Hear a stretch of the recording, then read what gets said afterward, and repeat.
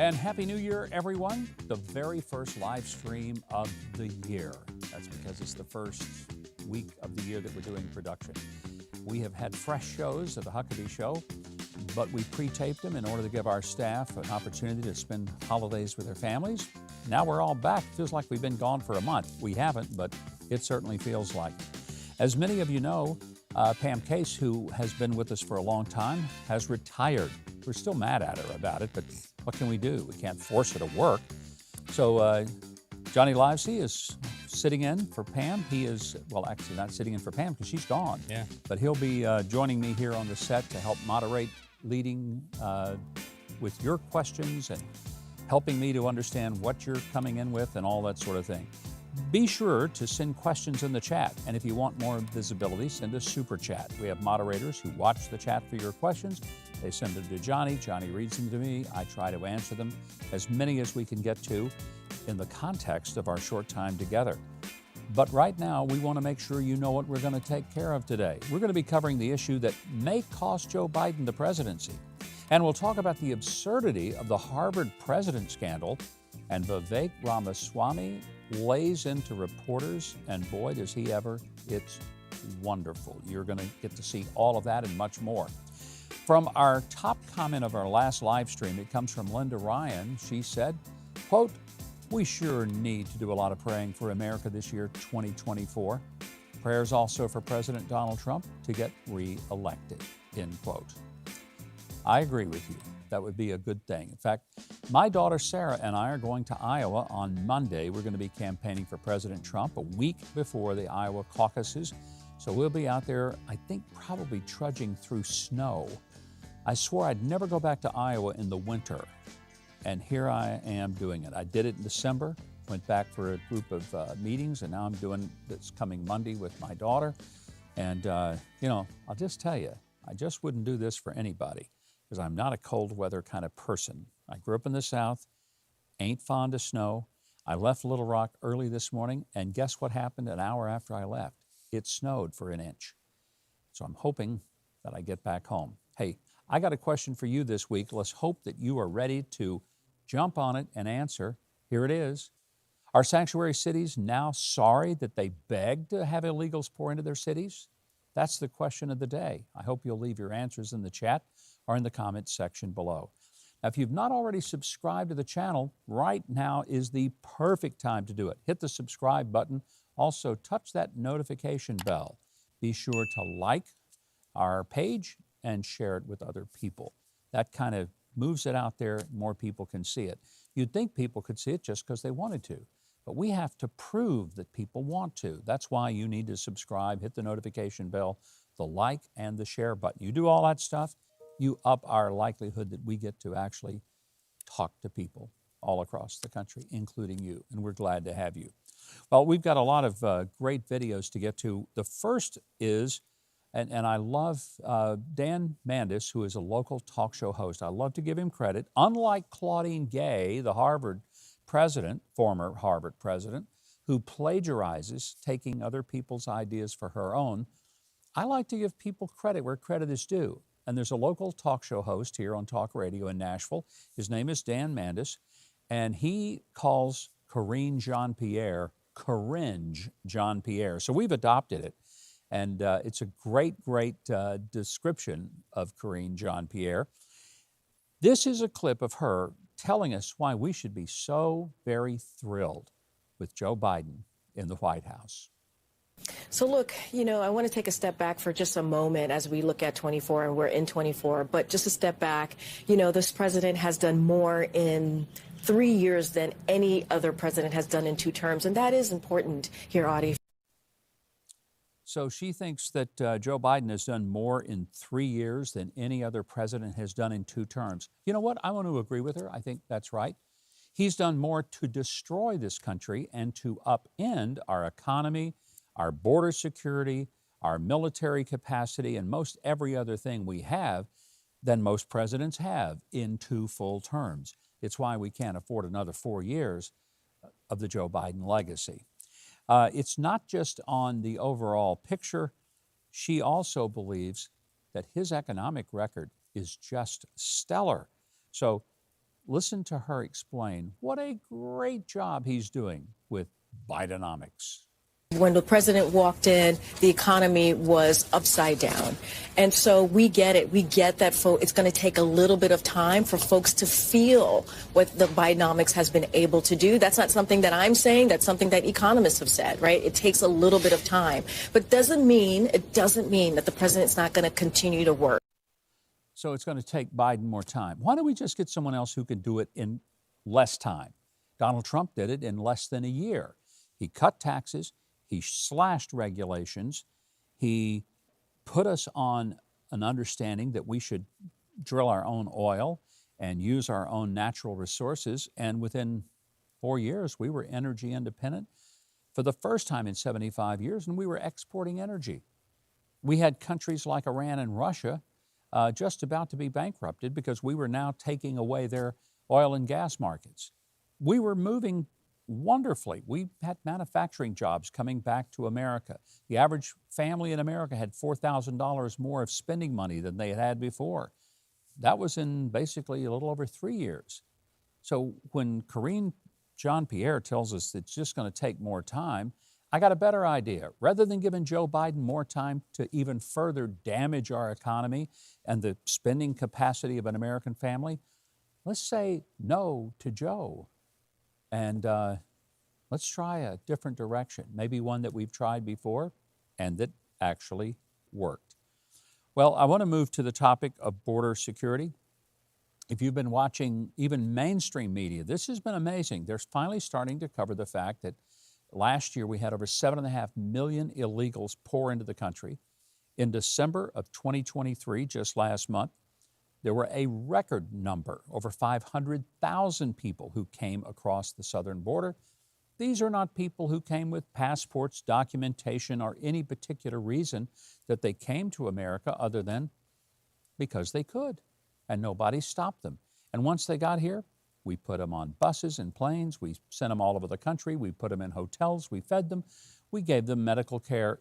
Why wouldn't they come? But it's fascinating when the White House talks about it. You'd think that Joe Biden has done everything he can to solve this problem. Watch. The president, first day in his administration, in a couple of weeks, we're going to hit 3 years since the president's been in administration. The first thing that he put forward was a comprehensive immigration law. And that's what he put forward to Congress. And that's because he believed that our system was broken and that it had been broken for decades and wanted to take that seriously. But we need Republicans in Congress to work with us on that. We appreciate the negotiations that's currently happening in the Senate. It's headed in the right direction. We want to come up with a bipartisan agreement. But we saw what the House passed, ending of last year. They wanted to take away law enforcement folks who are at the border trying to protect our border. Sometimes in politics, people say things that they kind of stretch the truth a little bit, and sometimes they say it in a way that's disingenuous. What you just saw there was an outright 100% big fat lie. I don't usually put it that bluntly, but there's no other way to put it. When she said on the first day this president was in office, he tried to bring comprehensive immigration reform. That's not true. On his first day in office, he suspended everything Donald Trump's policies had done that had pretty much put the border in a secure place. Joe Biden stopped the building of the wall and wanted to tear down what had been built. He pulled the Customs and Border Patrol people off the border and told them not to enforce. He stopped the Remain in Mexico policy, which had been one of the most effective tools in keeping illegal immigrants from crossing the border because they weren't allowed in. And if they came in, we turned them and put them back to Mexico. There were a number of ways in which the policies of the Trump administration, which were working, which were actually getting at least the illegal immigration part under control, were ended on the very first day that Joe Biden was president. And in the 3 years that he's been president, there have been repeated attempts by the Republicans in Congress to get him to enforce the law, not to create a new law. When Jeanpierre talks about we're trying to get immigration reform, in other words, we're trying to get new laws. All the Republicans have asked is enforce the ones you already have. And this administration won't do it. It's why there is an effort to impeach the Homeland Security Secretary, who has to be one of the most arrogant people to ever hold public office. In fact, watch his face and just listen to his words as we introduce you to Alexandria Mayorkas, the Homeland Security Secretary. Border Patrol in the month of December processed more migrants entering the United States illegally than any month in the history of that agency. Why is that happening? How do you explain it?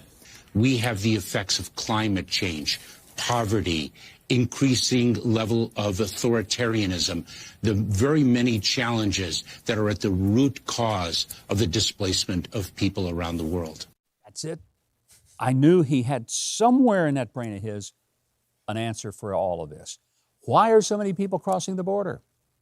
It's like, why did the chicken cross the road? But his answer, it's astounding. I never thought of this. It's climate change. By golly, I would have thought it maybe was because you could get free health care, free education, free food, hotel rooms in New York City. Nah, none of that. It's climate change. Yes, it got too warm down there in Central America. But then again, not everyone coming across the border is from Central America. A bunch of them are coming from China, from Russia, from Iran, from Iraq. They're coming from all over the world. And they're coming because, why did he say it? Climate change. Do you believe that? This would be a good opportunity, if you haven't already responded in the chat section, to chat right now and tell me, what do you think when you hear the Secretary of Homeland Security say that all these people are coming into the country, coming in illegally, not because we have an open border, not because we don't enforce it, not because we don't follow our own laws. No, it's because of climate change. You believe that? Let me hear from you, because we'll try to get to some of your responses in the course of the day. Now, back to Karenge Jeanpierre. This is in regard to the fact that Governor Greg Abbott and even other governors, DeSantis in Florida, have sent some of these illegals to places like New York, Chicago, Washington, D.C. And why? Well, it's not because they just were selectively picked out for punishment. No. It was because all of these cities and their mayors have bragged about being sanctuary cities. Oh, they were so much better than these other towns, especially those little towns in Texas with 10,000 people who had 40,000 people pouring across their borders. They were better than that in New York and Chicago and Washington because they were sanctuary cities. What does that mean? It means they welcomed these immigrants. They wanted them to come. They thought that they had more than enough room for them, and they said, here you will be welcome. So Governor Abbott, other governors took them up on it and flew them and bussed them into those cities, and now, oh my gosh, they can't handle it.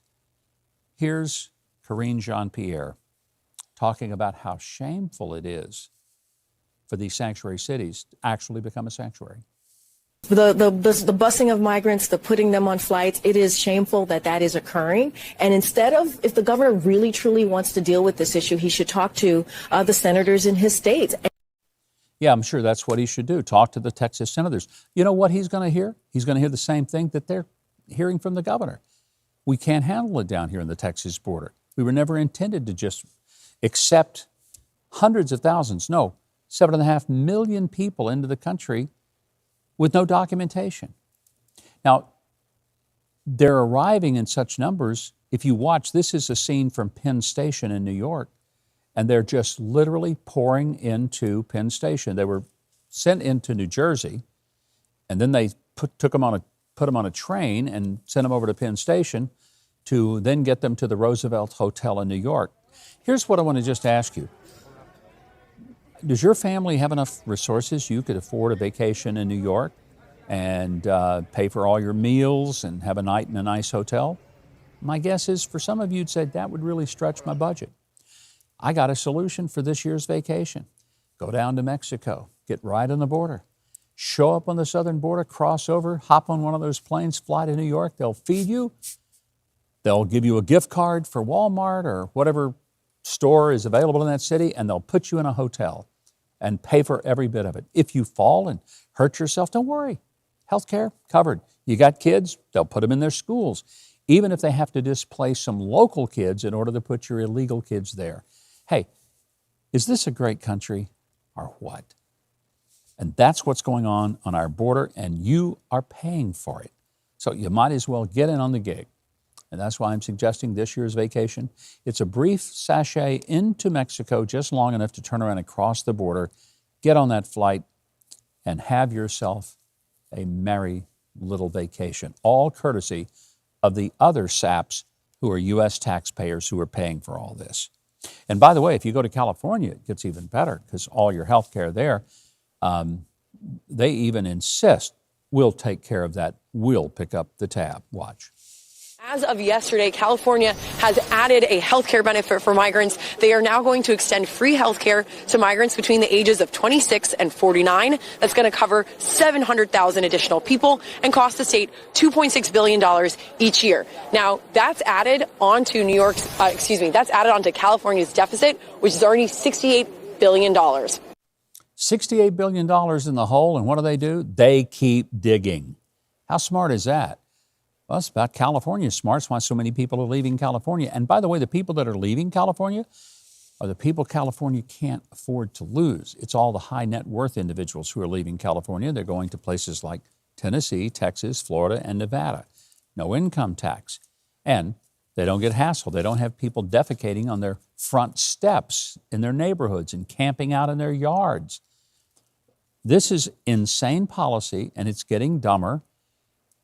And quite frankly, I would say if you keep electing some of these people making decisions like this, we're getting what we deserve. But I want to make clear, I didn't vote for any of these people, and I'm not going to vote for them, and I hope you won't either. Right now is a good time to remind you, subscribe to the channel, hit the notification bell, be sure to hit the like button and the share button. Let's get that word out, because I know you're having a good time today, so are we. And we're going to take some of your questions right now. Let's see what you have on your mind. Johnny, what we got? All right, well, this one is apropos to what you just said. Will Fowler, this is more of a statement than a question, but Will Fowler said, just an observation, we have a way to change all the problems in our country. Vote, vote, vote. Yeah, you know, Barack Obama said a few things I agree with, and one of them was this: elections have consequences. Boy, do they ever. And Will, your observation is right. Vote, vote, vote. I don't know if he's saying vote 3 times. Maybe Will is a Democrat. I don't know. That could be. I don't think he is. But vote, vote, vote sounds like voting once, voting twice, voting 3 times, and winning an election. That's how you do it in modern America today. I think one of my favorite jokes that you tell is something to the effect of your parents voted Republican their entire lives until they died. Until they died. Then they started voting Democrat, yeah, from the cemetery onward. Okay, what else we got? All right, Laura Silver asks, does KJP really believe the words coming from her mouth? That's a great question, Laura. I can't imagine that she believes it, but she says it with such, I would say authority, but let me tell you that I'm sort of a longtime student of rhetorical theory, studied it in college, spent my life speaking and communicating. So I'm very attentive to how people speak and what words they use. Notice something when Jeanpierre speaks. She begins almost every sentence with so. Why does a person do that? It is a technique to give them a second to think about what's coming next. It's sort of like a sophisticated and then they start talking. When a person begins the sentence with so and elongates it, they're giving themselves some time. The other thing, listen how at the end of everything she says, she inflects upward. This president has done a good job. We're in the best shape we've ever been. Now, part of that is generational. A lot of people who are younger tend to inflect up at the end of a sentence as if it's a question. I don't know why. Drives me bananas. It's sort of like when people say, like when I was like 15, I went to the movie and I was eating popcorn and then I got a Coke and then the word diagram that sentence. It's absurd. Some of that is generational, but some of it is, it's a way of maybe audibly asking a question that you really aren't even asking. And listen to her words. She inflects up at the end of every sentence. So to answer your question, no, I don't think she believes what she's saying. She's reading it from a card, reading it from a script, and not doing it very convincingly. Okay? So, Judy Heil. Well played. Thank you. Judy Heil, I hope I'm saying that name right, asks, what about sending them, illegal immigrants, to Brandon City in Delaware? Oh, I like that. Why not? I think that's a great idea. Maybe, Judy, we should put you in charge of Homeland Security because your ideas are better than the secretary, who may end up getting impeached. He won't be convicted. He won't be thrown out. It would be symbolic, but, you know, sometimes symbolism can mean something, and it would in this case. Good idea. Okay. Mary Ellen Dosen asks, who makes immigration laws and who is supposed to enforce the laws? Someone is not doing their job. I didn't know following laws was optional. It isn't, Mary Ellen. You must have passed ninth grade civics, something that I don't think people in the Biden administration must have done. And you ask a couple of important questions. Who makes the law? Who enforces it? Fundamental constitutional principle. Here it is. Congress makes law, and the president, the executive branch, enforces the law. That's how it works. If there is a dispute about whether it's a proper law, it goes to the third branch of government, the judicial. So far, the judicial has never said that our immigration laws are unconstitutional. Therefore, they're presumed to be constitutional and in effect. Congress has passed them, but the executive branch doesn't enforce them. So the fault lies not with Congress, no matter what Karine Jeanpierre says. We have laws. This administration is not enforcing them, not through the Justice Department, not through the Department of Homeland Security, and all of its related agencies. So that's where the fault lies. It's pretty simple. One more question, then we'll get us some more videos that we got to get to today. Okay. Chris Branston asks, what is the answer to these states kicking Trump off the ballot? The answer is go to the U.S. Supreme Court, have them 9-0, totally throw this out, which I hope they will, and which they absolutely should, because this is nonsense. They say it's because under the 14th Amendment of the Constitution, Section 3, a person who's guilty of insurrection cannot run for office. Well, first of all, it's related to people who are in the Confederacy. It's not been enforced since like the 1880s. But it has to do with people who served in the Confederate Army. I don't believe Donald Trump did that. Here's the bigger picture. Donald Trump not only has never been convicted of insurrection, he's never been charged with it. He's been charged with 91 different things in 4 different indictments. Not one of them was for insurrection. So on its face, this whole thing is ridiculous. But more importantly, if the Democrats really believe that the way for them to stay in power is to disqualify their opponents rather than defeat them, then we've lost the country. It's as simple as that, unless the courts brush them back and say you can't do it that way.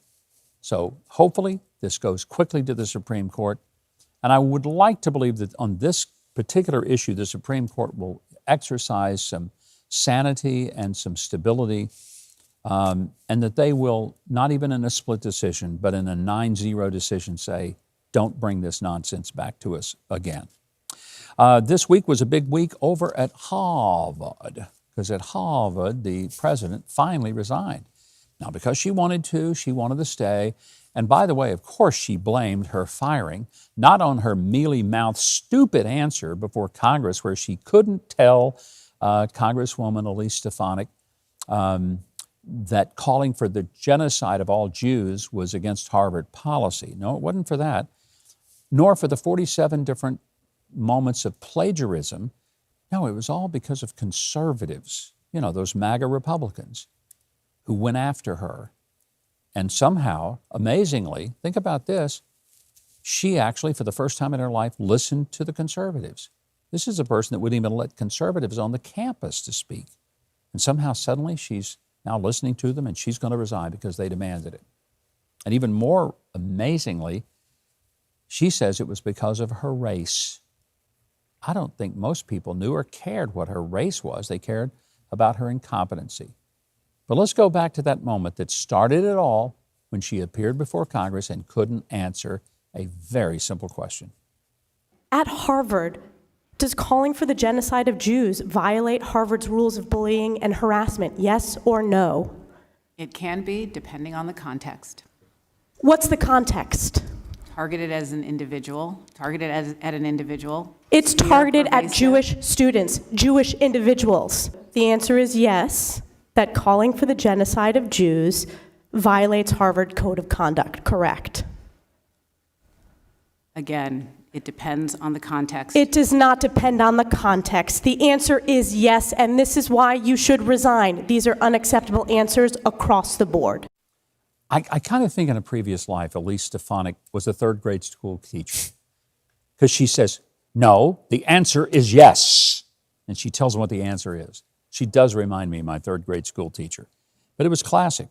Now, how did the media react to all of this? Well, when Claudine Gay finally resigned, of course, it was not her fault. And the fact of these moments of plagiarism, well, it really wasn't plagiarism. Listen to how CNN describes it. We should note that Claudine Gay has not been accused of stealing anyone's ideas in any of her writings. She's been accused of sort of more like copying other people's writings without attribution. So it's been more sloppy attribution than stealing anyone's ideas. That was truly one of the dumbest things I've ever heard in my life. When he says that plagiarism was sloppy, but it really wasn't stealing another person's ideas. That's exactly what plagiarism is, goofball. It's stealing somebody else's ideas. It's attributing something to yourself that was originally said or written by another person to whom you gave no credit. And that is theft. It's pure and simple. If I reach into your pocket and I take your resources and I spend them as if they are mine, that is theft. Classic definition, kind of thing gets you in trouble with the law. When you take a person's ideas or their words and you reach into their mind or into their books or into their writings and you take them and you treat them as if they're your own and you commercially use them for your own advantage, that's plagiarism. But plagiarism equals theft. Theft of ideas, theft of words. That's why she's in trouble. That's why she had to resign. It had nothing to do with her race. Nothing whatsoever. Well, speaking of some good things that happened this week, I want to show you this wonderful moment with Vivek Ramaswamy, with a person in the media that is trying so hard to trip him up. Say what you want to about Vivek. This guy's smart, articulate, and fearless. Watch. The historical pattern with the media is lie, lie, lie again. When proven to have lied, hide from accountability. From the Hunter Biden laptop story to the origin of COVID to the Trump-Russia collusion hoax that never was. I'm still waiting for one honest anchor in the mainstream media to just look their own audience in the eye and say, hey, I apologize. We lied to you, we got it wrong, and we'll never have this happen again. Wouldn't that be wonderful if somebody in the media actually would look into the camera and say, I apologize, we lied to you, we didn't get it right, we'll never do it again. Don't hold your breath on that. You will turn blue and pass out before that ever happens. It's really astounding. By the way, recent survey shows that only 3.4% of all the journalists in America are Republican. Think about that. Half the country is Republican. But if you get your news from sources in the mainstream, just remember that a little over 96% of the people that are feeding you the news don't agree with you. They don't like you. They don't think you ought to even be able to vote. They're going to try to take that vote away from you. That's the craziness we're into in this country.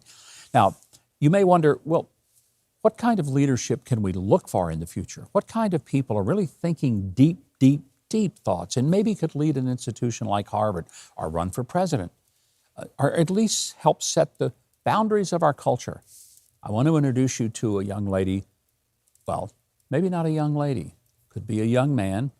Maybe none of the above. She's a bit confused about it, but she thinks she's ready for prime time. Let's see what you think. Hi there. I'm Cody. Pronouns em, ers, or zem, zers, or really any neo-pronouns that aren't z, her. I am a white, transmasculine, femme, non-binary, temporarily mostly able-bodied, neurodivergent, obsessive-compulsive, chronically ill, culturally Jewish, Unitarian Universalist, non-monogamous, demi-low romantic, gray demi-bisexual, survivor of acute and complex trauma, millennial, and cat parent in mental health recovery. Yes, indeed.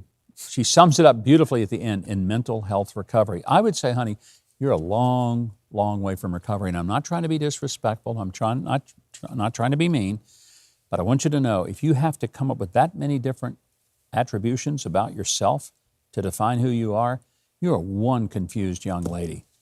She's the kind of person I never want to stand behind at a Starbucks, because all I want is black coffee, and she's going to give a 14-minute description of the very unique, customized cup of coffee that she wants.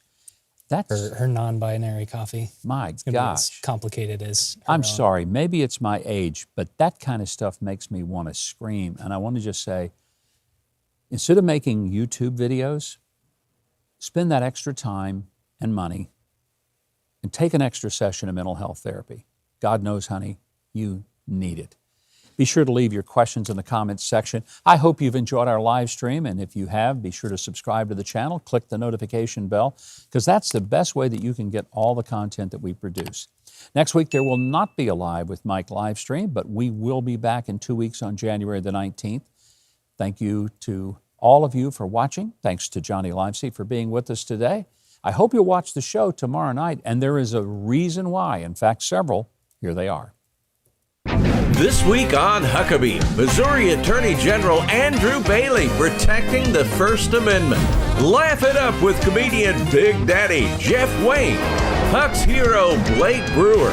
International Fellowship of Christians and Jews Yael Eckstein with an update from Israel. And singer-songwriter Nico Moon performs. Watch Huckabee Saturday at 8, 7 Central and again on Sunday at 9, 8 Central, right here on TBN.